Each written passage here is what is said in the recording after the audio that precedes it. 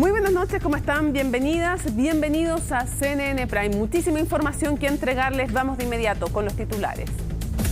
La ministra del Trabajo dijo que la renuncia del ex subsecretario de Previsión Social se debió a que mucha gente dentro del ministerio lo estaba pasando mal y que había reclamos por hostigamiento y acoso. Janet Jara descartó que la salida de Cristian Larraín respondiera a diferencias respecto a la reforma previsional, como el propio Larraín señaló.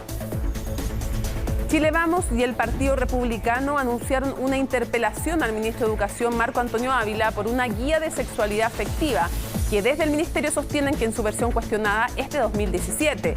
Paralelamente, diputadas de la bancada social cristiana trabajan en una acusación constitucional en contra del titular del Mineduc. Ávila aseguró estar disponible para responder sobre su gestión. El desempleo registró su sexto incremento, llegando a 8,7% en el trimestre febrero-abril. De acuerdo al Instituto Nacional de Estadísticas, esta alza responde a un aumento en la fuerza de trabajo que superó a las personas ocupadas. Además, la desocupación continúa con una marcada brecha de género. En las mujeres llegó a 9,5%, mientras que en los hombres a 8%. Y en Brasilia, el presidente Gabriel Boric, contradiciendo el planteamiento de Luis Ignacio Lula da Silva, dijo que planteó a Nicolás Maduro su preocupación por la crítica situación de los derechos humanos en Venezuela. Valoró, sin embargo, el retorno del venezolano a las instancias de diálogo multilateral. Todo esto en el cónclave convocado por Luis Ignacio Lula da Silva. Todo esto y muchísimo más, porque aquí comienza CNN Prime.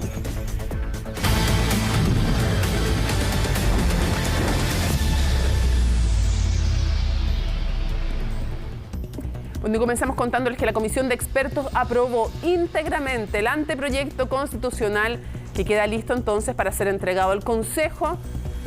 El próximo 7 de junio vamos a tomar contacto con Josefina Lafuente, nuestra periodista, antes en la convención, ahora en la comisión y luego en el Consejo de Comisionados finalmente para redactar una nueva constitución que le propongan al país. Josefina, buenas noches. Hola Mónica, ¿cómo estás? Muy buenas noches. Hace menos de una hora terminó la última votación de la comisión experta. Despacharon los 14 capítulos del anteproyecto y por lo tanto terminaron su trabajo, su tarea que les fue encomendada, y el anteproyecto está listo, es oficial. Ya está cada una de las normas por cada uno de estos 14 capítulos y el día 7 de junio se le va a entregar este anteproyecto a los consejeros constitucionales, que son los que tienen la última palabra. Pueden aprobar normas de ahí, cambiarlas, introducir nuevas normas incluso. Fue una última sesión de trabajo bastante emotiva, hubo quiebres en la voz, por ejemplo, de la presidenta de la comisión experta, Verónica Undurraga, quien estaba orgullosa del trabajo realizado, decía que esta no era una constitución necesariamente soñada, pero de todas maneras permitía que todos pudieran convivir. También hubo palabras de agradecimiento por parte del vicepresidente de la comisión experta, Sebastián Soto, y lágrimas incluso por parte de algunos comisionados que estaban satisfechos con el trabajo realizado. Escuchemos lo que dice la presidenta de la comisión experta, Verónica Undurraga, y también el vicepresidente Sebastián Soto, quienes dieron un punto de prensa rodeado de los presidentes de las subcomisiones y también bajo la atenta mirada de todos los comisionados expertos que los esperaron para dar estas últimas palabras. La comisión experta ha cumplido con su mandato de escribir y aprobar el anteproyecto de Constitución que será entregada al Consejo Constitucional el próximo miércoles 7 de junio en su sesión de instalación. Como ustedes han podido constatar, las y los 24 comisionados tenemos diferencias de opiniones que defendimos con convicción e incluso con pasión. Pero antes de ofrecerle la palabra al vicepresidente Sebastián Soto, quiero agradecerle muy sinceramente su brillante trabajo en la mesa y su calidad humana. No puedo pensar en una persona con la que yo pudiera haber trabajado en mejor forma. Hemos aprendido a buscar caminos comunes para proponer al Consejo una constitución de consenso, una constitución que convoque, que no divida, una constitución que no sea de un partido, sino que aspire a ser el proyecto de constitución de todos. Es un proyecto que puede tener algunos artículos que a cada uno de nosotros no nos gustan tanto, pero que al final nos satisface colectivamente. Josefina, palpable la emoción de Verónica Undurraga y en otro tono también la de Sebastián Soto, pero qué diferente con la convención, en el sentido que la convención comienza con muchísimas expectativas y cierra con lo contrario. Y esta comisión de expertas y expertos, la verdad es que para muchos tenía muy pocas expectativas en un comienzo y luego, sobre todo después además de la elección y del trabajo que vimos, que tuvo momentos tensos, lo logran dar vuelta y la verdad es que en general, no para todos, porque hay a quienes no les gusta claramente este proceso, pero al menos en el tono, en la forma, en el trabajo, creo que ha sido súper valorado que personas que piensan bien distintos logren renunciar a lo propio para llegar a un acuerdo, que finalmente eso es llegar a un acuerdo, es también renunciar a parte de tus planteamientos originales para encontrarte en algún punto. Sí, de hecho en algún momento hubo algunos temas que generaron discrepancias, desencuentros e incluso algunos advertían que había riesgo de que quedara una hoja en blanco por la imposibilidad eventual de llegar a ciertos consensos, pero finalmente lograron sortear cuando llegaba el momento de votar las diferencias y se pusieron de acuerdo. Y respecto al tono, también se pedía o se esperaba por parte de la Comisión Experta que ojalá se pudiera mantener la sobriedad y el tono en el Consejo Constitucional, que ayuda también a lograr ponerse de acuerdo entre distintos. Y también quería agregar el detalle de que terminan la votación.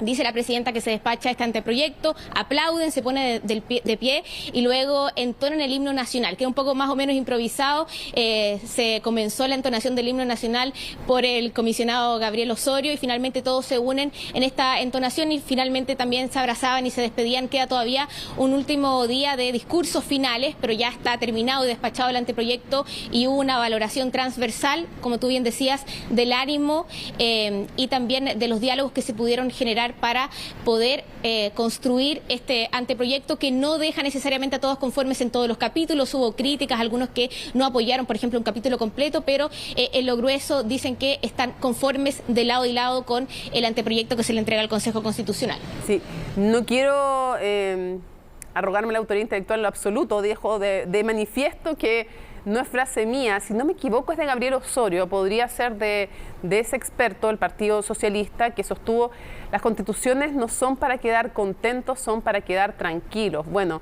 claro, efectivamente, para que sea medianamente aceptable para todos, para todas, requiere que no quedes contento, sino que más bien quedes tranquilo. Sí, bueno, eso era lo que destacaba la presidenta y también el vicepresidente Sebastián Soto. Así que ya están despachados los 14 capítulos. Tenían que terminar mañana, se supone, pero también habían algunos capítulos que eran más breves y por lo tanto pudieron adelantar esas discusiones. Despacharon todo el día de hoy. Se incluyó un capítulo de medio ambiente que se votó el día de hoy y esa es una innovación porque no existe un capítulo en la Constitución actual. Se terminó de despachar el tema de Banco Central, reformas constitucionales y así entonces queda listo este anteproyecto y como yo te decía, el día lunes hay un espacio de discursos finales y después ya termina este trabajo, al menos con derecho a voto, porque después se incorporan al Consejo la comisión de expertos. Claro, y solo en las mixtas pueden ahí tener mayor incidencia, después solamente derecho a voz. Josefina, para cerrar, sí. En Tolerancia Cero estuvieron por primera vez en una entrevista la presidenta y el vicepresidente de esta comisión experta, ¿no? Y ellos trataron de mantener como la tranquilidad respecto a lo que han sido las declaraciones de republicanos, por un lado, y también tenemos otras declaraciones como el exalcalde Jadwe, por ejemplo, u otros que no les gusta este anteproyecto. De hecho, el presidente de republicanos dijo que era mejor la actual constitución que el anteproyecto que habían entregado, o sea, que iban a entregar, ahora ya no falta nada para que lo entreguen, pero que han terminado de votar. ¿Hay preocupación entre los comisionados expertos respecto de que pudiera en el fondo cambiarse muchísimo el trabajo de ellos? Yo diría que algunos sí han manifestado una preocupación respecto a que se pueda modificar mucho algunos artículos que son, por ejemplo, de derechos sociales, en salud, en previsión social. Hay algunos del oficialismo que dicen, mira, si es que hay cambios en la cantidad de capítulos, si se incorpora un capítulo de Fuerzas Armadas, si se hacen cambios al sistema político, bueno, no sería tan grave, pero ellos creen que lo que ha quedado en salud, por ejemplo, y en previsión social está bien, y por lo tanto esperan que no se cambien esos artículos, entre otros. Pero también están todos dispuestos a ver cómo es el trabajo del Consejo antes de tomar alguna posición, no ser prejuiciosos, sino que esperar a ver si es que finalmente se da este ánimo de lograr acuerdos, pero preocupación a priori hay por parte de algunos, al menos expectación respecto a cómo van a terminar los artículos que ellos ya plasmaron y que le van a entregar a los consejeros el 7 de junio. Josefina Lafuente, muchísimas gracias por toda la información. Que estés bien, buenas noches. Bueno, y esta polémica sigue, continúa la polémica por la salida del ahora ex subsecretario de Previsión Social, y en medio de esta controversia, la ministra del Trabajo dijo que sí, que todo lo que había pasado posteriormente le parecía que reafirmaba su postura de haberle pedido la renuncia. Hoy día se explayó un poco más la ministra de Estado y dijo que al interior de dicho servicio había relaciones laborales muy complicadas, que hay trabajadores que son víctimas de la ex autoridad. ¿En qué? ¿Por qué? ¿Cuál es la postura de la ministra? Nos lo cuenta Estefanía Bustamante. No todo había sido celebraciones para la ministra Yanet Jara, que en medio de su agenda y el triunfo en el Congreso por el salario mínimo, debió enfrentar las dudas que dejó la salida del ahora ex subsecretario de Previsión Social tras la denuncia por acoso en su contra. Hay trabajadoras que son víctimas de estas situaciones, son en quienes nosotros tenemos que poner el resguardo como autoridad, y es lo que a mí me corresponde como ministra, son a ellas a las que me interesa que se sientan resguardadas y protegidas en sus lugares de trabajo, cosa que no ha ocurrido durante el periodo en que la ex autoridad ejerció su cargo. Cargo que dejó el viernes pasado y que, según ha dicho, fue sin una explicación clara. En entrevista con Agenda Económica en CNN Chile, relató que la ministra lo llamó para pedirle su renuncia. ¿Por qué me pidieron la renuncia? Yo no lo sé, eso hay que preguntarle al gobierno. Yo quiero pensar de que no estamos en presencia de una cultura de la cancelación donde las personas somos desechables. Las relaciones laborales al interior de la Subsecretaría de Previsión Social estaban muy complicadas. Hay acusaciones que se presentaron y que van a dar origen a un sumario. Y en el caso del subsecretario en particular, además, el día de ayer se estuvo tramitando tanto la renuncia como el sumario. La clave es saber la fecha de aceptación de la renuncia, planteó el ministro de Justicia sobre dicho sumario, para ver qué puede o no hacerse. Mientras que desde el Ministerio de la Mujer, que en otros casos ha sido crítica, ahora tomaron cierta distancia. Me parece que hay un desconocimiento de los protocolos de actuación en el servicio público. De hecho, si yo me pronunciara respecto a un sumario o una investigación que todavía no concluye, lo que podría hacer es generar un vicio procesal. Una investigación que tampoco tiene una arista penal, como quedó claro al ser consultado el fiscal nacional. Cada vez que se presenta una denuncia, que no ha sido el caso durante mi gestión, le vamos a dar el trato que nuestra reglamentación interna dispone, tanto de las víctimas denunciantes como de aquellas personas que son objeto de esa denuncia. En el Congreso, los diputados de la UDI tensionaron la Comisión de Trabajo con una carta que pedía citar al ex subsecretario. La Comisión de Trabajo y Seguridad Social, diputado, estoy, por favor. Sí, pero tú haces no, es que no le voy a dar la palabra. Es que no le voy a dar la palabra si es que usted no me la solicita. Querían darle su derecho a réplica a Larraín para que explicara su salida. También aseguraron que no tomarán a la ministra, que no asistió a la comisión, como una interlocutora válida hasta que se aclare el caso. Él era un interlocutor válido que estaba disponible al diálogo, y de un día para otro pareciera ser que le arman un montaje. Si hay antecedentes o tiene antecedentes el diputado Alavés respecto a un montaje, bueno, puede hacerlo ver en la instancia pertinente, puede hacer la denuncia si él conoce acerca de montajes. Quiero recordar que hay una investigación que se encuentra en curso y que hay una persona que realizó una denuncia que además optó voluntariamente por mantener su identidad en reserva. Sobre la mesa también se planteó citar a la ex autoridad para que, más allá de sus descargos, aclare el plan B de la reforma previsional. Demostramos que era posible subir las pensiones, lo mismo que en la reforma, respetando los principios de heredabilidad, de propiedad, de libre elección, sin la crítica de la desigualdad competitiva. Cristian Larraín fue clave en la arquitectura del proyecto que presentó el gobierno.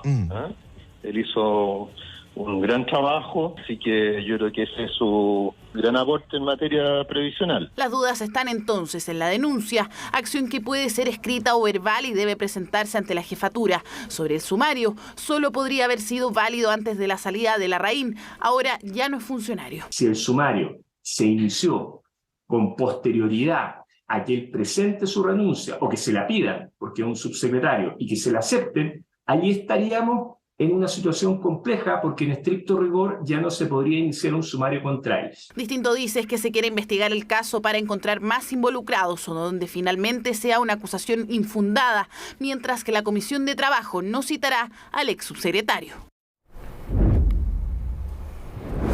Bueno, para conversar sobre este y otros temas vamos a tomar contacto con el senador Matías Walker. Muchísimas gracias por acompañarnos en CNN Prime. Hola Mónica, muy buenas noches.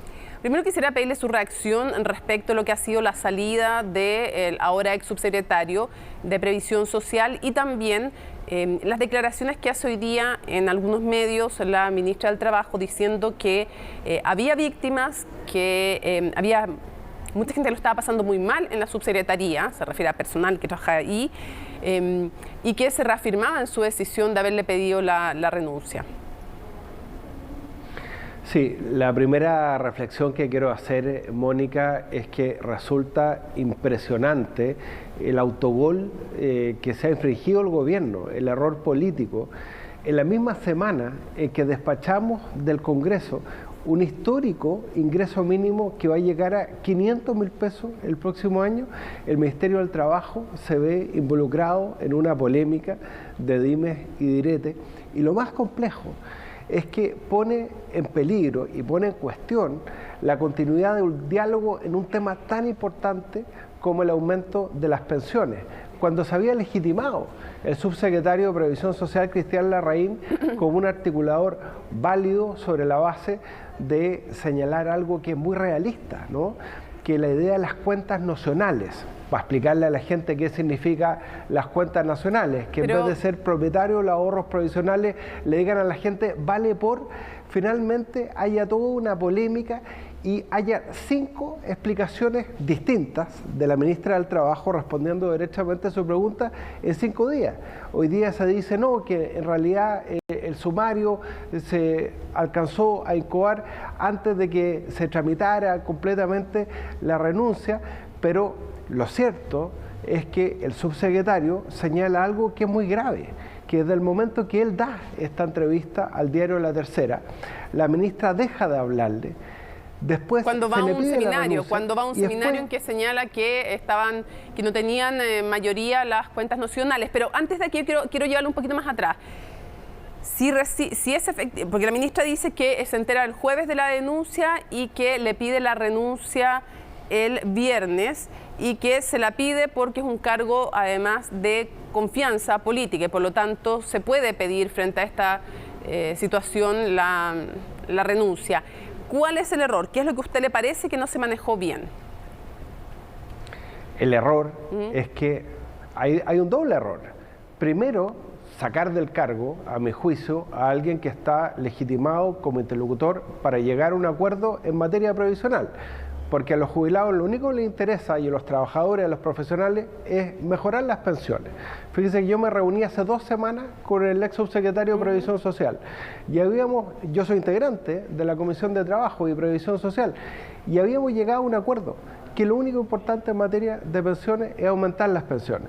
Entonces, perfectamente, si el subsecretario pierde la confianza de la ministra y del presidente de la República, porque finalmente los subsecretarios se deben a la confianza del presidente de la República, perfectamente se puede decir y se puede transparentar ante el país. Mire, la verdad es que este señor se apartó de la línea política del gobierno, nosotros creemos en las cuentas nacionales, este señor no estaba de acuerdo y se explicita esta razón. Pero ha habido 3 o 4 versiones distintas en los últimos días, que hizo comentarios inadecuados, que se incoó un usuario, que hubo denuncias de acoso sexual. ¿Y cuál es la respuesta para que del vayamos subsecretario? avanzando. Primero entiendo que le parece mal que hayan varias explicaciones y que no hay una explicación extensa, clara, y que la sucesión de explicaciones le parece un error. Entiendo eso, pero después me quedo con una duda, porque usted dice que es un error haberlo sacado. ¿Qué debiera haber hecho la ministra si ella dice que tenía la convicción de que eran graves estas denuncias? ¿Haberlo dejado igual en su cargo? ¿O que la forma de sacarlo fuera otro? Porque usted dijo que fue un error sacarlo. No, haberlo transparentado. Porque él dice, algo absolutamente distinto. Claro. Él niega absolutamente las acusaciones en una entrevista que le hizo usted y él Nicolás sale a defender Nicolás su honra. Paut para dar los créditos que corresponde. Nicolás Paut. Sí. Que le hizo Nicolás en CNN, y él sale a defender su honra, su prestigio, que es el gran capital que las personas tienen en la vida. Entonces, esta sospecha de que existe hoy día en el Congreso Nacional, de que se dio una excusa para sacar a un subsecretario que estaba siendo validado. ¿Usted piensa eso? ¿Usted también en piensa un eso? acuerdo para una reforma. ¿Sabe lo que pasa? Es que han sido tantas las versiones distintas del Ministerio del Trabajo. Hoy día el ministro Elizalde sale diciendo otra versión. Dice, no, acá la única interlocutora para un acuerdo de reforma provisional es la ministra Yanet Jara. Entonces eso nos genera más dudas todavía. Entonces quiere decir que había un cuestionamiento porque el subsecretario estaba asumiendo una Senador, interlocución. se nos va a ir el tiempo. Entonces, cuando las razones de la salida no están claras, raya para la suma. Usted todavía no sabe a quién creerle. ¿Eso es? No, yo siempre presumo la buena fe de las personas hasta que se demuestre lo contrario, y lamento que haya salido del cargo un subsecretario que estaba trabajando en un acuerdo para aumentarle las pensiones a los chilenos, que es lo importante. Entonces usted le cree al ex subsecretario y no a la ministra, ¿eso es? Cuando alguien alega una falta o un delito, tiene que probarlo. En eso se basa nuestro ordenamiento jurídico, porque todas las personas tienen derecho a la honra. Ya, avancemos porque nos queda poco tiempo. Lo siguiente, ¿en qué pie queda la reforma después de la salida del ex subsecretario? ¿Puede seguir adelante o queda en el fondo entrampada? Lo más breve que se pueda para alcanzar a preguntarle por la cuenta pública, senador. Tiene que seguir adelante, las personas pasan, las instituciones quedan y tenemos que llegar a un acuerdo. Fíjese que no fuimos capaces de llegar a un acuerdo ni el gobierno de la presidenta Bachelet ni el gobierno del presidente Piñera. Yo voté a favor las dos reformas provisionales. Entonces tenemos que aumentarle las pensiones a los chilenos, más allá de estos dime y diretes y de esta polémica. ¿Qué expectativa tiene respecto de la cuenta pública? Yo espero que el presidente hable de los dos temas que hoy día le interesan a la gente: la seguridad ciudadana y cómo reactivar la inversión y el empleo en un momento en que conocimos que se mantiene el desempleo al alza y resultan inverosímiles las explicaciones del subsecretario del Trabajo, a mi juicio, que explica que esto es porque más gente salió a buscar trabajo. ¿Qué esperaría la que verdadera no hiciera? razón es porque... ¿Y qué esperaría que no hiciera el presidente? Eso es la lo que espera verdadera que razón, la verdadera razón es porque ha caído la inversión pública y privada en un 30%. Por eso ha aumentado el desempleo. Y yo espero que el presidente le hable al país, que convoque a un gran acuerdo en materia de seguridad ciudadana y de crecimiento económico, y que no divida a los chilenos con temas que hoy día pueden generar controversia. Para cerrar, hoy día terminó de votarse el anteproyecto de nueva constitución en la Comisión de Expertas y Expertos, ¿no? Quisiera preguntarle si usted valora el documento al cual se ha llegado y qué le pareció que el presidente republicano dijera que si lo hacen elegir entre ese anteproyecto y la actual constitución, se queda con la actual constitución por un lado, y por otro lado que desde el PS hayan algunos que propongan acortar el tiempo, resguardar y proteger en el fondo este anteproyecto. Por supuesto que discrepo tanto del presidente del Partido Republicano como de los diputados socialistas que pretenden desconocer las reglas del juego después de escuchar el veredicto popular el 7 de mayo. Yo valoro tremendamente el trabajo del Comité de Expertos y Expertas que demostraron que sí podemos ponernos de acuerdo en una carta de navegación, y este anteproyecto va a significar las bases para un gran acuerdo constitucional, una constitución probablemente de mínimos, donde no va a estar todo regulado, pero sí va a estar lo que nos une a todos los chilenos y chilenas, despejar el tema constitucional este año. Ahora, senador, uno podría decir que respecto a las opiniones del PS, no es que no sean importantes, pero claramente no hay votos para hacer ninguna reforma que logre el objetivo que planteaban esos diputados del Partido Socialista. Sin embargo, respecto a la opinión del presidente de partidos republicanos, tiene otro peso en el sentido de que ellos tienen mayor poder de veto, poder de veto al interior de por sí mismos, los republicanos al interior de del Consejo que se eligió, y además tienen junto con Chile Vamos la posibilidad de llegar a los 3/5 y redactar cualquier norma además. Entonces, la pregunta es, ¿con qué sensación se queda usted de lo que puede ser ese trabajo en el nuevo órgano electo? Sí, yo creo que si la derecha pretende ser gobierno, cometería un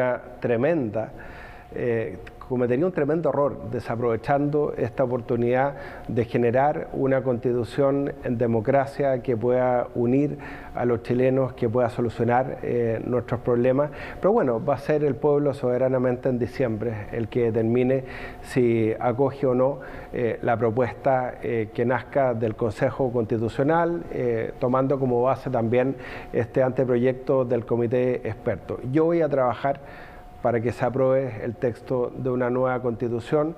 Creo que desde un punto de vista la legitimidad de hablarle al Chile de hoy y no al Chile del año 80 o del año 2005, es muy importante generarnos una nueva Carta Fundamental. Senador Matías Walker, muchísimas gracias por acompañarnos en CNN Prime. Que tenga buenas noches. Muchas gracias, Mónica. Vamos a otras materias. El Instituto Nacional de Estadísticas dio a conocer la encuesta nacional de empleo entre febrero y abril y no trajo buenas noticias porque el desempleo sigue incrementándose en 12 meses. María Luisa Carrión nos cuenta.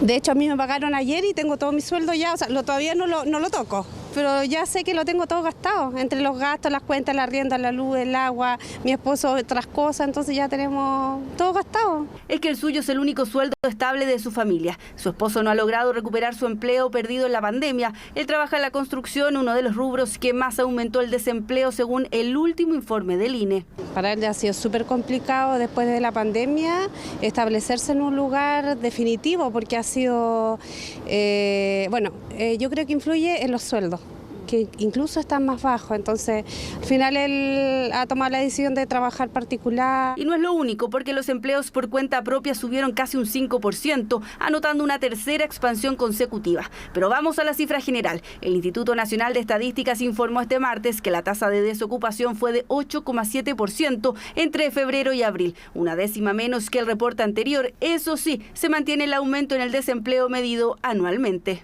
Y registró una variación positiva de 1 punto porcentual en 12 meses, siendo esta variación estadísticamente significativa. Es el sexto aumento después de continuas disminuciones que observamos desde el trimestre móvil de febrero, marzo, abril de 2021. Nuestra lectura de que la cifra actual es preocupante, ya que el desempleo obviamente aumentó. Tenemos claro que hay ciertas industrias que se vieron más afectadas, como la construcción, la parte de la inmobiliaria, también el empleo doméstico fue golpeado fuertemente, y junto con eso también tenemos un factor que es importante, que la calidad del empleo, la informalidad, aumentó. Así, la tasa de ocupación informal aumentó 0,2 puntos porcentuales en 12 meses. Los expertos hablan de un mercado laboral que se sigue debilitando, estable dentro de su gravedad en términos médicos, aunque desde el Ejecutivo ponen paños fríos. En primer lugar, me gustaría destacar que nuestra fuerza laboral alcanzó los 9,8 millones de personas, cifras que no veíamos desde los momentos previos a la pandemia. Durante el último año logramos crear 171.000 puestos de trabajo, de los cuales 107.000 son puestos de trabajo formales. El INE también destaca que se han recuperado todos los puestos perdidos durante la pandemia, esto tanto en hombres como mujeres, pero no es tan bueno, porque si la tasa de la fuerza de trabajo creció un 3% y los empleos los ocupados solamente un 1,9%, entonces hay una diferencial, un delta de 1,1%, que son muchos puestos de trabajo. Hoy día hay que pensar que hay del orden de 870.000 personas que queriendo trabajar están desocupadas. El organismo también señaló este martes que los asalariados públicos presentaron un aumento anual de 5,7%. Sin embargo, declaran que esto no es estadísticamente significativo. En cuanto a los ocupados, en general, la tasa creció poco menos de 2%, impulsado por la salud, enseñanza y el transporte. Ahora, ¿qué pasa si nos focalizamos solo en la calidad del empleo que se está creando? La categoría de ocupados asalariados cae y aumenta más o menos proporcionalmente la categoría de empleados por cuenta propia, y evidentemente eso es un deterioro en la calidad del empleo. 1 de cada 3 de los 171.000 empleos que se crearon en total fueron empleos dependientes con contrato en los cuales el empleador pagaba las cotizaciones de sus empleados. Esta cifra ha bajado a lo largo de los meses. En el mercado son pesimistas, proyectan que seguirá la debilidad en el sector privado y que pronto la desocupación en el país puede subir a 2 dígitos. En otras materias, un grupo de parlamentarios de la oposición anunciaron una interpelación en contra del ministro de Educación, Marco Antonio Ávila, a raíz de una guía de sexualidad afectiva que, según ellos, infringe el derecho preferente de los padres a educar a sus hijos. Desde el Ejecutivo respondieron que se trata de un instructivo del año 2017 y que no fue bajado tampoco de la web durante el gobierno anterior. Los detalles en la nota de Francisca Cárdenas. Guía de sexualidad afectiva que generó una serie de cuestionamientos. El texto titulado Orientaciones para la inclusión de personas lesbianas, gays, bisexuales, trans e intersex en el sistema educativo chileno motivó el anuncio de una interpelación contra el ministro de Educación, Marco Antonio Ávila. Son los padres los que tienen la prioridad de elegir la educación de los hijos y el ministerio no puede imponer una educación ideologizada. O sea, tenemos muchos problemas, pero tenemos un ministro que está ocupado de esta agenda ideológica que busca hipersexualizar a temprana edad a los menores. El instructivo del año 2017, que está disponible en la página del Mineduc, detalla ejercicios que tienen por objetivo reflexionar sobre los modelos de masculinidad y femineidad construidos a lo largo de la historia. Los parlamentarios aseguran que la guía vulnera el derecho de los padres a educar a sus hijos. Es por eso que algunos están en la búsqueda de firmas para presentar una acusación constitucional. Y se ha vulnerado el derecho preferente de los padres a educar a sus hijos. Ya tenemos los antecedentes, tenemos los testimonios y vamos a presentar un par de días más esta acusación constitucional. Queremos es que los estudiantes puedan escoger la educación que quieran y los apoderados tengan derecho a escoger la educación que quieran. Y por lo tanto, vamos a presentar este documento que demuestra la catástrofe educativa en que nos tiene el ministro y por lo tanto perfectamente es posible pensar en una acusación constitucional. En La Moneda aseguran que estas orientaciones fueron eliminadas el pasado 17 de mayo, Día Internacional contra la Homofobia y Transfobia, y que las anteriores, criticadas por los parlamentarios, fueron presentadas en el segundo gobierno de Michelle Bachelet, estando incluso presentes también en la administración de Sebastián Piñera. Lamento enormemente que se haya hecho uso de una publicación de un gobierno que no es el nuestro. Esto se publicó durante el gobierno de la presidenta Bachelet. Esas orientaciones de las que hace alusión hoy día un diario de circulación nacional se mantuvieron durante el gobierno del presidente Piñera sin haber hecho ninguna objeción de ello ninguno de los diputados y diputadas de esta Cámara. Es una falsa dicotomía pensar de que el ministro o el ministerio tiene que estar enfocado solo en un gran tema.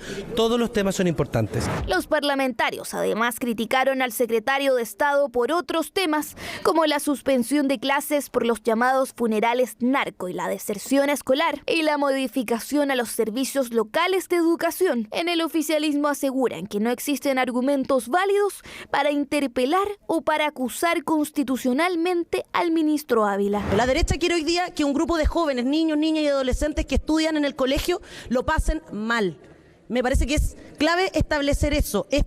Son orientaciones que están establecidas en una circular desde el año 2017. Lo que ha hecho el ministro de Educación es liderar un trabajo por actualizar estas orientaciones y proteger a estudiantes para que nadie tenga que interrumpir su proceso educativo por la discriminación o que no tengamos que volver a lamentar que un joven se quita la vida por la falta de comprensión y la violencia en su comunidad educativa. Desde la Defensoría de la Niñez también entraron al debate y apuntaron a priorizar asuntos de fondo sobre la educación sexual integral y sus beneficios, como prevenir el abuso sexual, el embarazo adolescente y el contagio de infecciones de transmisión sexual. La educación sexual integral desde edades tempranas permite que niñas y niños generen procesos de autoconocimiento, toma de decisiones, conceptualización apropiada del consentimiento, habilidades para relacionarse con su entorno. La educación inclusiva y los principios de educación sexual integral datan de mucho antes del 2017 en nuestro país y son reconocidos reconocidos a nivel internacional por organismos como la UNESCO, la UNICEF, pero también en nuestra legislación por la Ley General de Educación. Controversia que generó distintas críticas al ministro, quien calificó además los cuestionamientos como una caricatura. La interpelación ya fue presentada, mientras que al menos 14 diputadas y diputados comprometieron su firma para una acusación constitucional. El presidente Gabriel Boric se desmarcó de los dichos de su par brasileño Luis Ignacio Lula da Silva, quien acusó una narrativa internacional que encasillaba a Venezuela como una dictadura. El mandatario chileno enfatizó que los derechos humanos deben ser respetados sin importar el gobierno de turno. Veamos los detalles en el informe de Valentina Nieto.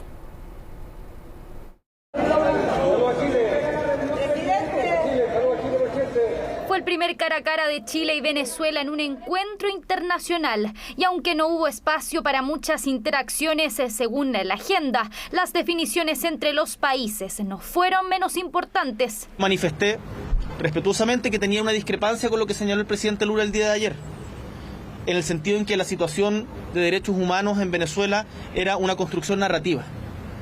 No es una construcción narrativa, es una realidad, es seria. Discrepancia del presidente Gabriel Boric con dichos que este lunes se planteó el anfitrión del evento Lula da Silva en su encuentro bilateral con Venezuela y que dejaron más de una repercusión. Compañero Maduro, usted sabe la narrativa que se construyó en contra de Venezuela, la antidemocracia, el autoritarismo. Una narrativa que el mandatario chileno objetó frente a los 11 jefes de Estado invitados a la cumbre, entre ellos Nicolás Maduro. Nos alegra que Venezuela retorne a las instancias multilaterales. Eso, sin embargo, no puede significar meter debajo de la alfombra o hacer la vista gorda frente a temas que para nosotros son de principios e importantes. Que los derechos humanos deben ser respetados siempre y en todo lugar, independiente del color político. El presidente Maduro escuchó con atención, con respeto, y al final, cuando le tocó intervenir, prefirió no dar respuesta a intervenciones personales, sino que más bien hablar en general del tema de Venezuela. Migración, crimen organizado y cambio climático fueron parte de los temas que se abordaron en un encuentro que podría ser la puerta de entrada a nuevas instancias internacionales en América del Sur. Considero imprescindible la creación de un grupo de alto nivel con representantes personales de cada presidente para dar seguimiento al trabajo de reflexión.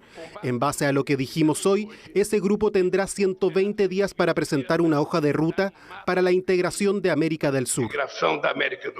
Propuesta de integración entre los países que surge en medio de las dudas sobre la presunta intención de reactivar a la Unión de Naciones Suramericanas, UNASUR, una instancia que Chile dejó en 2018 y que genera aún más aprensiones ante la incorporación de Venezuela en el pacto. Primero, que el presidente se dé por notificado que nosotros no vamos a respaldar ninguna actividad que hoy día el presidente de Chile tenga con el dictador Maduro. Latinoamérica debe trabajar en conjunto soluciones a problemas que son comunes en materia económica, en materia de seguridad, en materia de inmigración. A mí me parece que cualquier instancia internacional tiene que tener un piso mínimo. Por lo tanto, me cuesta entender y me parece difícil de concebir que se haga un foro internacional con alguien que no respeta los derechos humanos. Sin duda, Venezuela no es exactamente una democracia, pero también concuerdo con la voluntad integradora que muestra el presidente Lula al convocar a todos los países de Sudamérica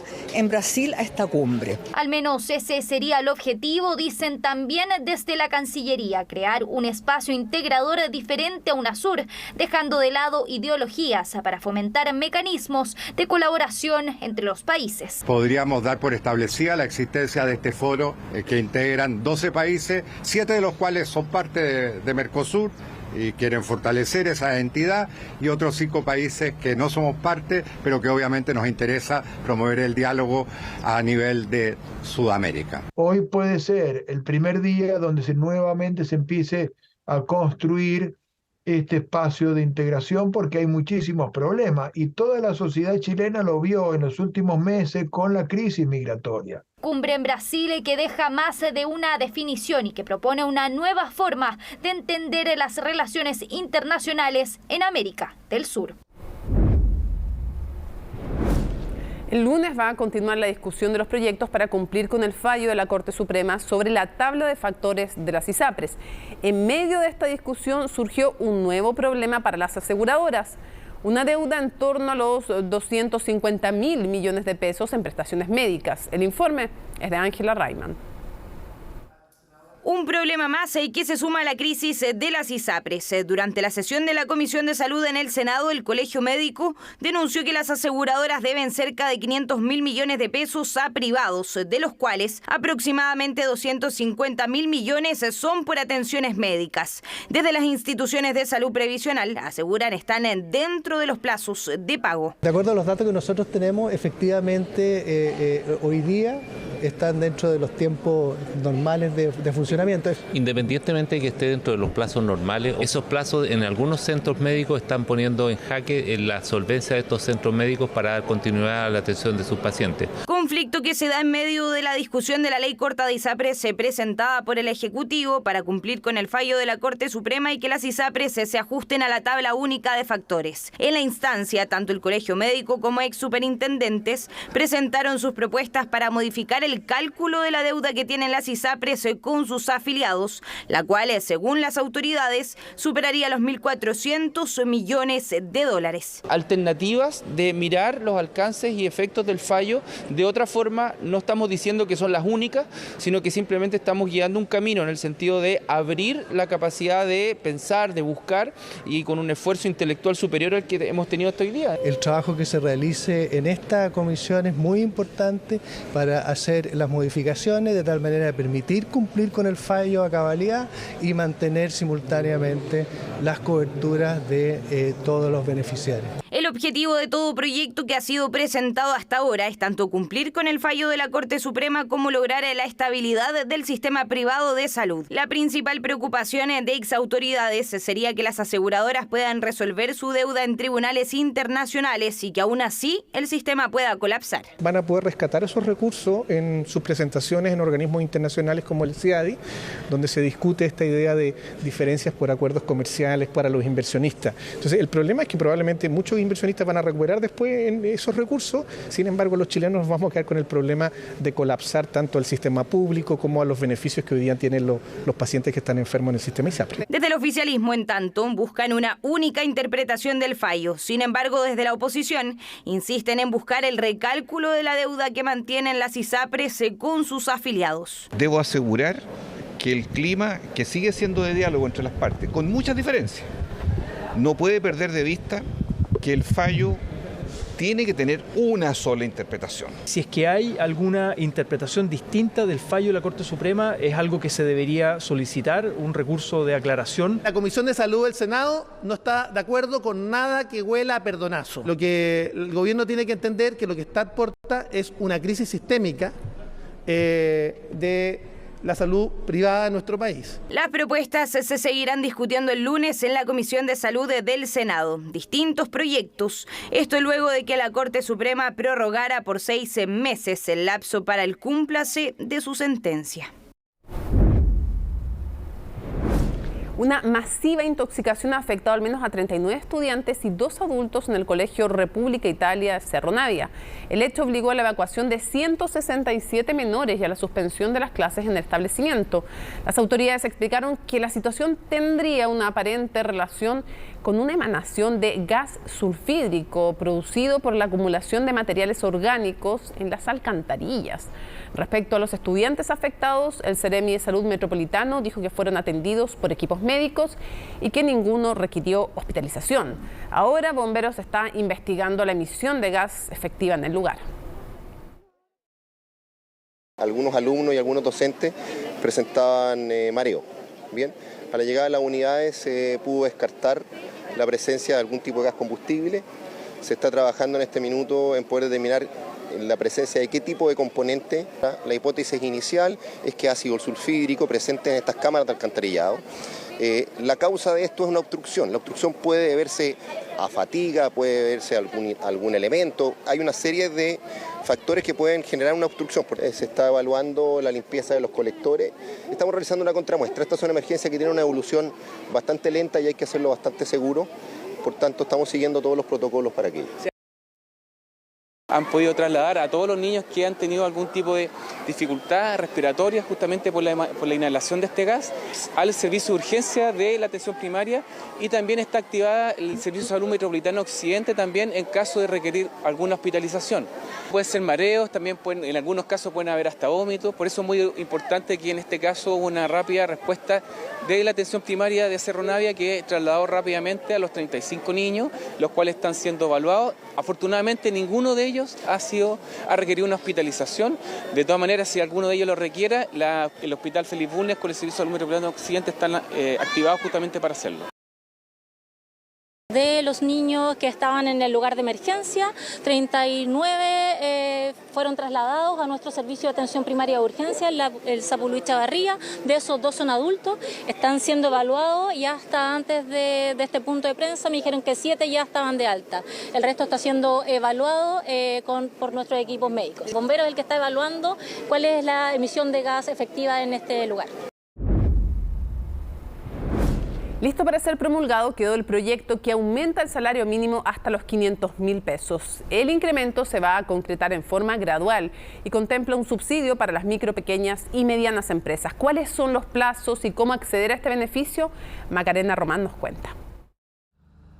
12 años lleva el italiano Veloz vendiendo completos en pleno barrio República, un negocio que funciona desde las 9 de la mañana hasta las 8:30 de la noche sin parar y con clientes, literalmente a toda hora. 9 trabajadores hay contratados aquí, los mismos que verán modificados sus ingresos a partir de este mes. Hoy en la mañana creo que vi algo en las noticias, pero no tenemos información de cuánto el subsidio, si va a ser para toda la cantidad de trabajadores que tengamos, eso no lo sé. Si está en la misma situación de Jacqueline, es trabajador con un sueldo mínimo de 411.000 pesos, ponga atención. Esta es una ley que viene precedida de un acuerdo con la CUT que va a permitir que más de 900.000 personas alcancen los 500.000 pesos a julio del 2024. Pero ¿cómo se implementará? El primer incremento será 440.000 y rige desde el 1 de mayo de manera retroactiva. El segundo se concretará el primer día de septiembre y el monto alcanzará los 460.000 pesos,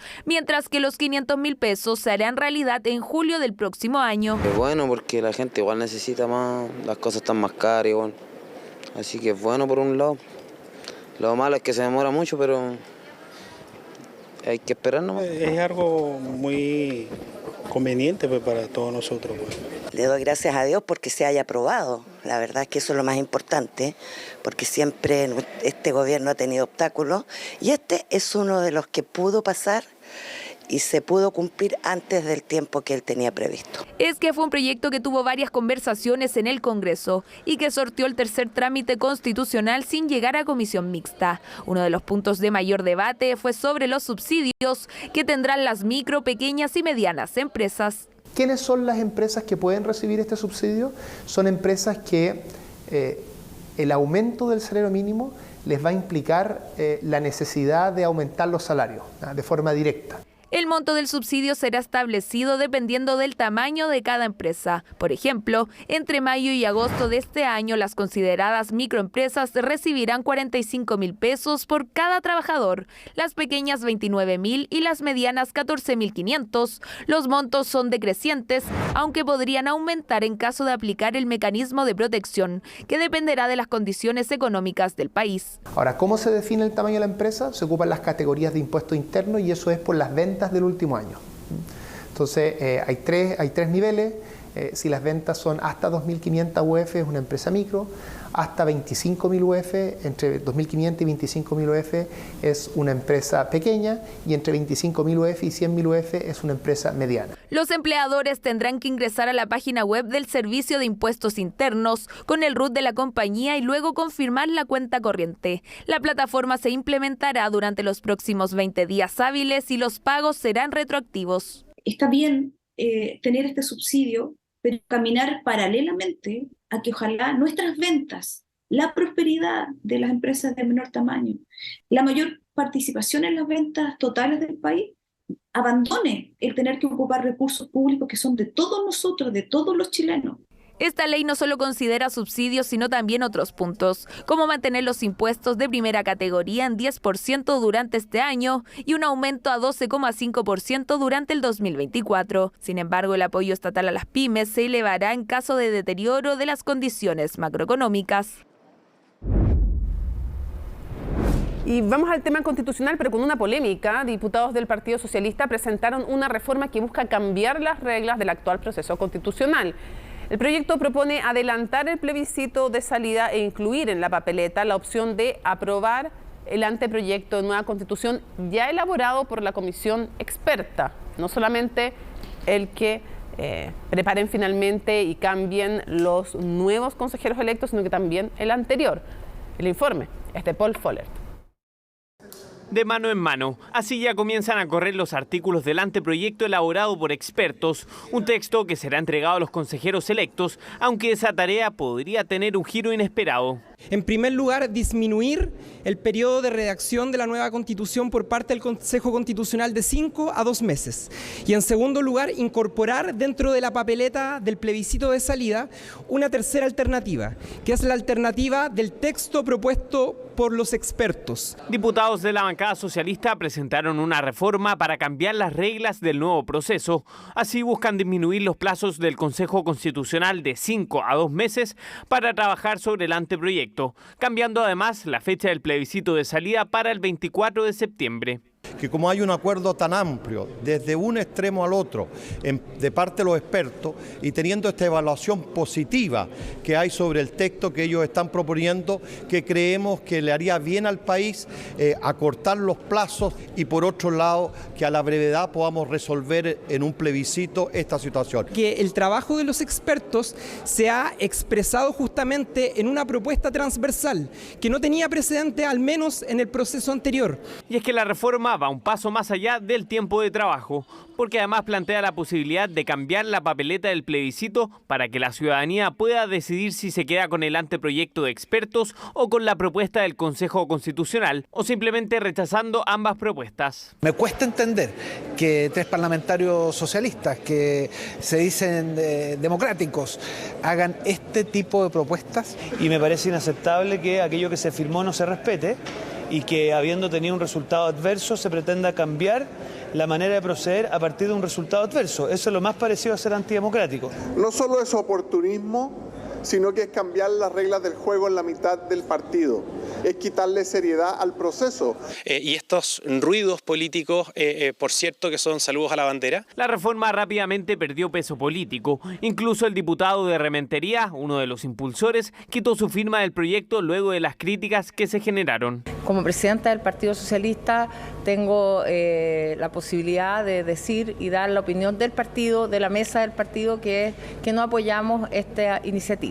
Polémicas previa a la instalación de los consejeros constitucionales el próximo 7 de junio, órgano donde es inminente que la presidencia sea ocupada por republicanos, quienes oficializaron a su candidata. Soy una republicana orgullosa, pero también sé que si mis compañeros del Consejo me eligen para representarlos en la mesa directiva, debo desempeñar ese cargo no solo como republicana, sino que como una chilena de corazón que ama a su patria. La derecha tiene los votos suficientes para alcanzar por sí solos la presidencia del órgano, una votación que será la primera tarea que tenga el Consejo el próximo 7 de junio. Vamos a temas de la economía que nos tocan nuestros bolsillos. Los limones, las naranjas, las lechugas bajaron considerablemente de precio, según el último indicador de mejores alimentos de temporada. El informe, que es confeccionado por la ODEPA del Ministerio de Agricultura, destacó además productos como el kiwi y las manzanas. Sin embargo, el huevo sigue marcando cifras muy elevadas. Los detalles con Daniela González.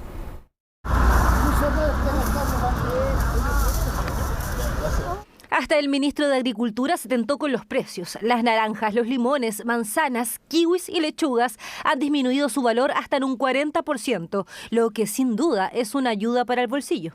La naranja estaba a 1.400, está a 800 pesos. La palta llegó hasta las 6.000 pesos, está a 3.400. Mucho más barato. Tuvieron carísimo la palta, los limones. Y el plátano también, pues llegó a 1.700. Está mucho más barato. Toda la verdura ha bajado algo, porque hay momentos que se ponen escasos. ¿Me entiendes? Todo tiene su época.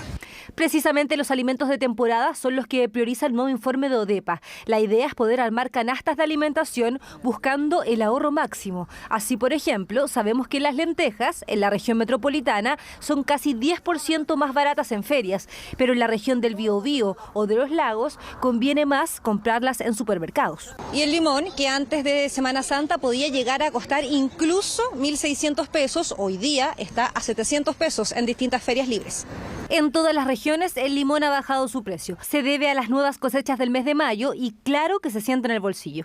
Hay algunas bajas bien pronunciadas que lo corroboramos acá. Hay que venir a las ferias, son 60% más baratos que otros canales de distribución y en momentos en que la economía se prepara a empezar a repuntar, pero está la liquidez baja, nuestra recomendación es venir a las ferias y hay muchísima oferta de productos sanos. No tan solo las frutas y las verduras que en nuestra presentación son más baratas que en cualquier otro lugar. Hoy día los productos de almacén también están baratos. Por ejemplo, 3 litros de aceite lo pueden comprar en 5.000 pesos en la feria, a 1.800 pesos el litro. ¿Qué otro lugar se pueden encontrar tan baratos? Eso sí, no todo está más económico. El huevo ha subido considerablemente su valor. Se explica por la crisis causada por la gripe aviar, pero además por los ciclos de producción y el mayor consumo en época de frío. Y si a usted le gustan las sopaipillas, aproveche de comerlas ahora, que el zapallo está más barato. Bueno, ahora está barato porque después ya más en invierno sube más. Pongamos ahora ya estos cortes valen 500, después valen 1.000. Lo malo que no se puede guardar. Si se pudiera guardar sería bueno, pero se echa a perder. Y la lechuga es otro de los productos económicos para esta temporada. La lechuga sale sobre los 400 y 500 pesos la unidad. Entonces, y está igual. Entonces yo la estoy vendiendo a precio de Vega, el precio. ¿Cuál es la más conveniente aquí?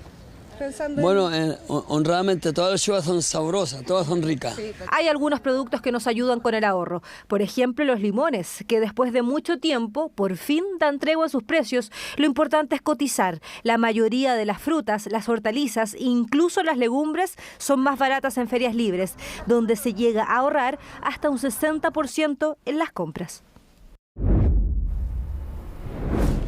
El Tribunal Calificador de Elecciones acordó declarar inadmisible la renuncia del consejero electo Aldo Sangüesa. El pronunciamiento se produce luego que el ex militante del Partido Republicano presentara su renuncia al órgano el pasado viernes, semanas después de conocerse que fue formalizado por graves ofensas al pudor, acusado por una pasajera que viajaba al lado de él de haber tocado sus genitales durante un viaje en la noche.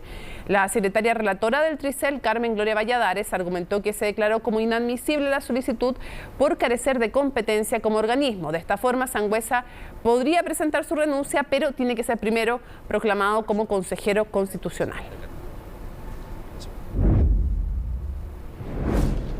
Y tras más de una década en el Congreso, la ley que crea el Servicio de Biodiversidad y Áreas Protegidas empieza a ver su fin. La más reciente discusión fue en comisión mixta, en donde se despachó a sala, pero con el rechazo al artículo que prohíbe las concesiones en áreas protegidas. Los detalles con Camila Guía. Tras 13 años en el Parlamento, la comisión mixta despachó a sala el proyecto que crea el Servicio de Biodiversidad de Áreas Protegidas, aunque con una salvedad.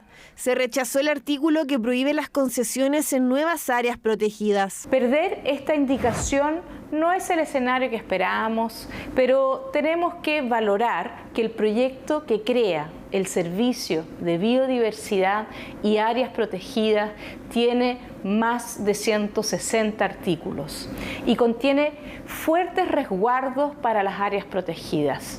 Es un despropósito el pretender hacer una ley que protege las áreas protegidas por un lado y por otro lado poner la industria. Y es muy importante señalar que todas estas áreas protegidas no pueden poner en riesgo otras actividades que durante mucho tiempo se han ido desarrollando en determinadas zonas que hoy, a propósito de esta ley, van a quedar protegidas, que a nadie le cambien las reglas del juego. Eso es poca certeza para el país y para cualquier otra actividad. En la instancia se discutió una indicación propuesta por el Ejecutivo que buscaba excluir los futuros cultivos de especies exóticas en todas las áreas protegidas del sistema, pero no hubo acuerdo y la propuesta fue despachada sin este artículo.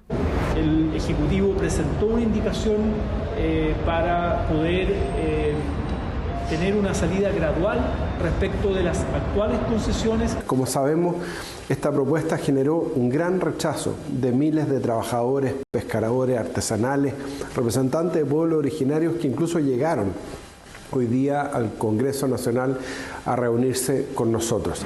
Las reacciones desde las agrupaciones e industrias implicadas son dispares. Ya nos deja con bastante frustración respecto de nuevamente seguir en las manos de alguna forma de las decisiones políticas asociadas a la industria salmonera. Se escuchó la voz de la gente del sur en que podemos abrir una nueva etapa de diálogo con las autoridades para trabajar en una visión de largo plazo. Al rechazarse la indicación del Ejecutivo, la situación queda abierta a que se puedan entregar nuevas concesiones y con eso Chile cae evidentemente en incumplimiento de los compromisos suscritos en materia de biodiversidad. El proyecto ahora será visto por la sala, mientras que si el gobierno quisiera seguir empujando esta iniciativa, podría hacerlo mediante alguna otra iniciativa legal. Estamos listas para revisar las informaciones internacionales junto a Isel Guerra. ¿Cómo estás? Buenas noches. Buenas noches, Mónica.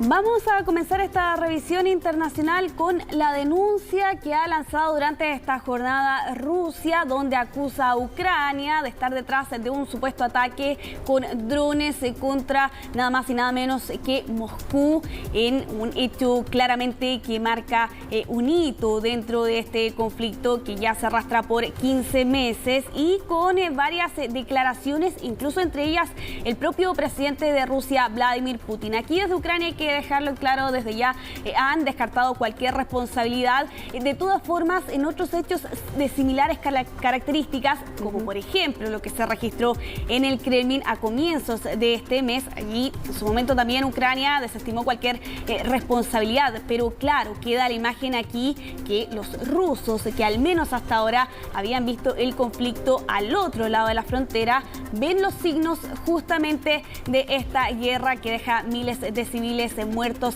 en Ucrania. Te invito, Mónica, a que pasemos a revisar el informe que preparó Gabriel Palma de esta dramática jornada.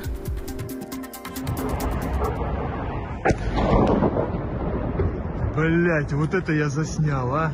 En un hecho sin precedentes en los más de 15 meses desde el inicio de la guerra, Rusia registró lo que según el Kremlin sería el primer gran ataque con drones sobre su territorio, en concreto sobre su capital, Moscú, más específicamente contra zonas en las que vive parte de la élite del Kremlin. Las versiones entre la prensa rusa y las autoridades del país difieren en la cantidad de misiles, pero según el Ministerio de Defensa, fueron 8 los drones procedentes de Ucrania que habrían sobrevolado los cielos moscovitas. En Rusia rápidamente apuntaron a la nación vecina como responsable.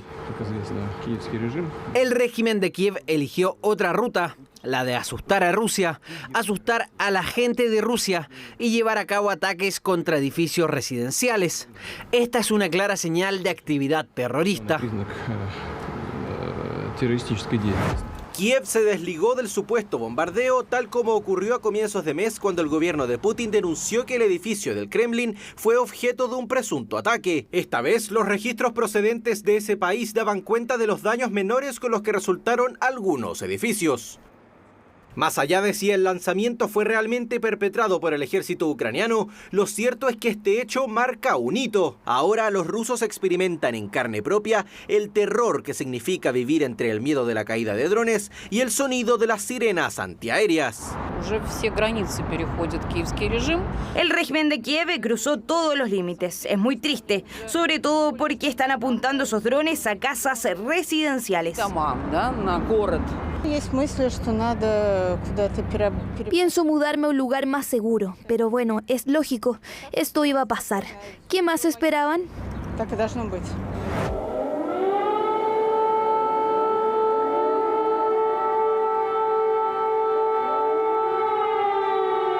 Mientras Rusia denunciaba ser víctima de los bombardeos, más temprano lanzaba ataques al otro lado de la frontera. Esa ha sido la tónica en los últimos días, especialmente en Kiev, que ha revivido los temores de las primeras semanas del conflicto. Solo durante este fin de semana se registró el mayor ataque sobre Kiev en lo que va de guerra. El gobierno ucraniano aseguró que al menos 54 drones fueron lanzados causando diversos daños pese a que se repelió a la mayoría de ellos. Kiev ha sido testigo de varios actos de traición por parte de los invasores. Toda Ucrania pondrá fin a la historia de despotismo de Moscú que ha infligido opresión a diferentes naciones durante mucho tiempo. Ante este escenario, los expertos prevén que la guerra podría entrar en una nueva etapa, más considerando que está previsto que el ejército ucraniano lance una esperada contraofensiva. La guerra ya llegó a la capital rusa y esto tiene un cierto factor simbólico. Cuando se ataca a la población civil es minar su voluntad de lucha, porque no hay que olvidar que la guerra es un fenómeno político. En tanto fenómeno político requiere el apoyo de su población. Si bien no es posible definir cuál será el futuro de la guerra en territorio ucraniano luego de los últimos eventos en territorio ruso, los analistas aseguran que el espacio para mediar en el conflicto se estrecha cada vez más. Con esas dos partes, Zelensky, por ejemplo, siendo apoyado y todavía apoyado por Occidente, y Rusia, que se había preparado bien en este sentido, digamos, es difícil ver en un horizonte próximo una solución al conflicto. Sobre todo que China, que es el único que puede mediar, creo yo, está perdiendo esa oportunidad y el momento en el cual hacerlo. Inicio de la contraofensiva o no, la guerra de Rusia sobre Ucrania nuevamente da muestras que la posibilidad de lograr un cese en las hostilidades está lejos de poder ser alcanzado en el corto plazo. Bueno, intensa la jornada registrada durante este día martes en Rusia, con las declaraciones también que entregaba Vladimir Putin, donde reconocía que el muro defensivo de este país presentaba fisuras, esto a raíz, insistiendo siempre que esta es la versión que entrega el Kremlin de haber sido víctimas de este ataque. Sí, claro, también aúna siempre internamente tener un enemigo externo, sobre todo cuando te ha costado reclutar gente. En fin. Exactamente, allí Rusia se ha visto en la disyuntiva de convocar reclutas, y lo hemos visto incluso en otras semanas con estos anuncios, por ejemplo, donde hacían el llamado a los jóvenes rusos a sumarse a esta guerra, a enlistarse en las filas, pero ahí he encontrado varios peros por parte de los hombres rusos de ese país. Vamos a cambiar de tema para hablar de los momentos de tensión y de alerta que se vivieron hace un par de horas atrás en Asia a raíz de un lanzamiento realizado por el régimen de Kim Jong-un, que aquí hay versiones encontradas sobre este lanzamiento. Desde Corea del Norte han señalado que se trató del lanzamiento de un satélite militar. Más temprano, el primer ministro de Japón, Fumio Kishida, apuntaba que presuntamente se habría tratado de un misil balístico, pero lo cierto, independiente de cuál sea la razón aquí del lanzamiento de este objeto, esto generó la alarma y la alerta de dos países. Estamos hablando de Japón,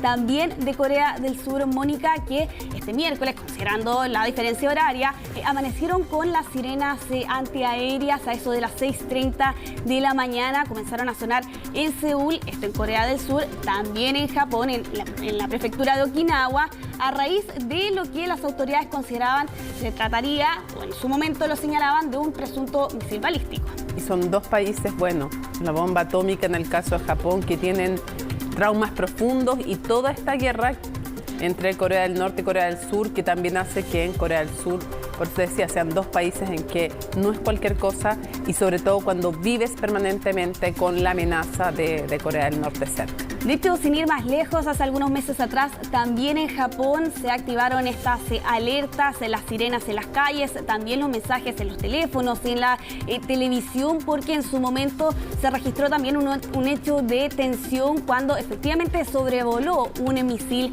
norcoreano sobre el territorio japonés. Y ese es justamente el miedo que también existía entre la población de Seúl en Corea del Sur y también en la prefectura de Okinawa, recordando claramente ese hecho. Pero sin embargo, Mónica, no pasaron ni 10 minutos en el caso de Corea del Sur y las autoridades habían anunciado que la activación de esta alerta había sido un error, y eso llevó que también en Japón, media hora después, fuera por esa misma decisión, donde minutos antes solamente le habían pedido a la población que encontraran resguardo y refugio. De hecho, el mensaje era: prepárese para evacuar y permitir que los niños y los ancianos evacúen primero. Amargo despertar claramente aquí de estos habitantes, y con el temor claramente aquí de este lanzamiento, que según Corea del Sur se trató de el lanzamiento de un satélite militar, que de hecho ya habían anunciado el día de ayer. Habían mencionado que se iba a lanzar entre el 31 de mayo y el 11 de junio. O finalmente ocurrió que se lanzó el 31 de mayo según la versión de Corea del Norte, pero que sin embargo fue un lanzamiento fallido, porque tras el lanzamiento de la segunda etapa este cohete finalmente explotó. De todas formas, aquí las autoridades se ponen también en juego sobre la efectividad, pero también la seguridad y la confianza que existe respecto de estos sistemas de alerta. Al menos la población lo veía también con estos registros donde se podían escuchar las sirenas. Nos vas a contar de una polémica fundadora de negocios, ¿no? Es sin duda, Mónica, el fraude más notorio, o más bien más conocido en Estados Unidos. Estamos hablando de Elizabeth Holmes, quien este día martes finalmente llegó y se presentó ante la justicia para cumplir su pena de cárcel. 11 años y 3 meses es lo que debe cumplir aquí la fundadora de Theranos. Quizás en sus casas les puede sonar el nombre, y seguramente cuando les explique de qué se trata lo van a reconocer. Y esta empresa, Mónica, se fundó cuando esta joven tenía apenas 19 años y con la promesa de revolucionar a la industria médica, porque lo que prometía era una máquina que podía analizar unas gotas de sangre y revelar las enfermedades. Cientos de enfermedades incluso se hablaba en su momento. Claramente aquí muchos multimillonarios apostaron y también invirtieron millones de dólares, entre ellos, por ejemplo, Rupert Murdoch, quien entregó 125 millones de dólares. Pues bien, él es parte de un grupo de multimillonarios que presentaron este proceso judicial en contra de Elizabeth Holmes, y quien finalmente fue declarada culpable de estos 4 cargos por fraude. Pues bien, conforme pasaron los años, Mónica, se fue revelando que en realidad esta promesa que había anunciado en su momento Elizabeth Holmes era una farsa, y eso finalmente llevó a que se enfrentara a la justicia, y ahora tiene que cumplir estos 135 meses de cárcel en un penal de mínima seguridad, de todas formas, en Texas. Pero claro, queda la figura de esta mujer que en su momento Forbes la llamó como la joven que se había hecho a sí misma más rica de Estados Unidos, porque Theranos, esta compañía, estaba evaluada en 9.000 millones de dólares, y claramente ese castillo de naipes finalmente se derrumbó, y con esta imagen que pueden ver ustedes allí con Elizabeth Holmes llegando ante la justicia para finalmente cumplir su pena de 11 años y 3 meses de cárcel. Oye, hay que tener cuidado con los chefs, parece. Así dicen, y lo dicen no, con algunos todo, nomás, no se enojen. con los chefs agresivos. Sí, y pues. La verdad es que es un caso que poco a poco estamos conociendo más detalles, y en el que se ve involucrado el actor británico Benedict Cumberbatch con su familia. Es un caso, Mónica, que se remonta, todo parece indicar, hace algunas semanas atrás. Se habla que al menos hace un mes atrás, pero recién lo estamos conociendo ahora porque Daily Mail tuvo acceso a las carpetas que se llevaron a través de la investigación y de la justicia, y es por eso que recién ahora conocemos este caso en el que se vio involucrado el actor británico y su familia.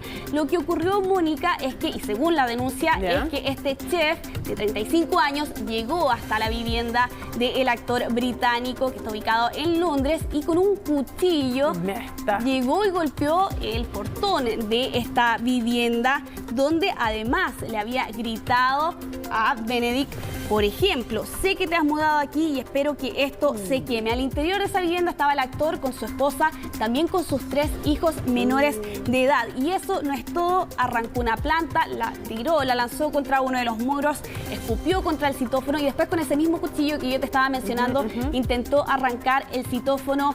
Logró escapar de ese lugar, pero sin embargo, luego de haber escupido, fue dado con su ubicación por las pruebas y exámenes de ADN pertinentes que realizaron aquí las autoridades. Este hombre, este ex chef de 35 años fue multado por 250 libras esterlinas, aproximadamente 250.000 pesos chilenos, y ahora tiene la prohibición por varios años, por 3 años. 250 libras nada más. Así 250. Así es, 250 libras esterlinas es la multa que le ha dado aquí la justicia, y la prohibición de acercarse a Benedict y a su familia por 3 años, luego de haberse declarado culpable de este hecho. Han relatado fuentes cercanas a la familia que claramente después de este episodio están viviendo con bastante temor a raíz de lo que ocurrió, porque hay varias preguntas, al menos hasta ahora. Una de ellas es la razón de este ataque, por qué llevó a este chef a llegar hasta la ¿Pero casa. trabajaba con él? No, tampoco. Y esa es la otra pregunta que queda. ¿Cuál es la relación que podría tener? ¿No le habría gustado una película? No sé. Doctor Strange. Claro, ahí habría que ver, y es justamente una de las dudas que queda, Mónica. ¿Cuál es la razón que motivó este ataque, que por todos lados parece rarísimo y que para la familia del actor ha dejado con esta preocupación adicional, justamente tras haber vivido este hecho de violencia hace al menos un mes atrás?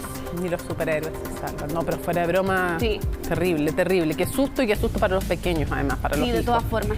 Muchas gracias, Isel. Nos vamos rápidamente a la pausa y volvemos con el deporte y más informaciones. Estás viendo CNN Prime Noticias. Salvador Allende, Augusto Pinochet y Lucía Iriart se reencuentran en un utópico asilo en Miami. Esa es la premisa de El asilo contra la opresión, una obra que se ha convertido en el fenómeno teatral del año. CNN Chile conversó con parte del elenco y los detalles los tenemos con Emilio Sen. El presidente marxista aquí presente no se alcanzó a suicidar en La Moneda. Los jefes del amigo Boris le pusieron una vacuna que lo dejó inmortal. Lo digo aquí y lo desmiento luego. A mí me da no sé qué verlo jugando ajedrez con el dictador fascista. El asilo contra la opresión. Así se llama la obra teatral que reúne a Salvador Allende, Augusto Pinochet y Lucía Iriart en una inédita comedia musical. Con un guión de Alejandra Matus, periodista que debuta como dramaturga, y bajo la dirección de los contadores auditores, el montaje se ha convertido en el gran fenómeno teatral del año. En este mundo paralelo, Natalia Valdebenito da vida a Lucía, esposa del dictador y quien llega a irrumpir la paz en que él vive junto al expresidente Allende, ocultos en una casa de reposo en Miami, luego de ser vacunados para la vida eterna. Augusto, ¿sabe qué es? Lucía. La otra vez alguien me dijo, sí, yo esperaba que esto fuera como desde la profundidad, y pude sacar varias conclusiones al respecto. Primero, lo hemos dicho de todas las maneras posibles. Lo hemos dicho con películas, lo hemos dicho en el teatro, lo hemos dicho con libros, lo hemos dicho y digo lo hemos a nivel como país, porque no soy yo la que lo ha hecho, pero se ha hecho de todas las maneras posibles. ¿Por qué no darle espacio a la comedia para esto? Personajes históricos y antagónicos. El asilo contra la opresión propone un escape a una realidad alternativa, donde hay espacio para reírse del dolor a través del humor, la música y la sátira. Efectivamente son personajes feroces, y para eso está el teatro. El teatro provoca un distanciamiento donde tú puedes crear realidades, ¿no? Y este no es un testimonial, no es un documental, pero esta es una magia que se permite el teatro, la literatura, de jugar con Easy. Padrito, no se deja ahí. Esa mujer es mala. En este peculiar asilo, el expresidente socialista y el dictador han logrado construir una relación cercana a la amistad. Una trama indudablemente para muchos insólita y provocadora, aún más en el contexto de los 50 años del golpe de Estado, pero que se defiende como una pieza creativa única en su tipo. Yo creo que reírse en estos momentos de esta obra es parte de un proceso de digestión. Ahora nosotros estamos jugando con esa historia porque ya se ha tratado de una manera más seria. El asilo contra la opresión agotó todas las entradas para sus funciones en el Centro Cultural Gabriela Mistral antes de su estreno el pasado 5 de mayo. Un éxito rotundo que promete llevarlos a recorrer otros puntos del país. La próxima cita en el Teatro Bio Bio de Concepción desde el 30 de agosto hasta el 1 de septiembre. Yo no sabía lo que iba a pasar con el público. Yo estaba construyendo algo, los contadores auditores dirigiendo algo, la Ale escribió algo, pero el resultado se ve siempre con el público. Y lo que yo entiendo que le pasa al público con el personaje es que purga o de alguna manera desahoga lo que siente por esta mujer. Bajo el manto musical de Juan Gabriel, performance, coreografía, humor ácido e historia, el aplaudido guión de Alejandra Matus promete regresar a los escenarios para dar una nueva oportunidad a quienes se quedaron sin conocer esta historia. Una que ella destaca como un imperdible del teatro chileno. Espero que tenga una larga vida y que recorramos Chile, si podemos ir, salimos, no sé lo que nos depara, pero todo es muy prometedor. Les invito a conocer a esta versión de La Señora Lucía.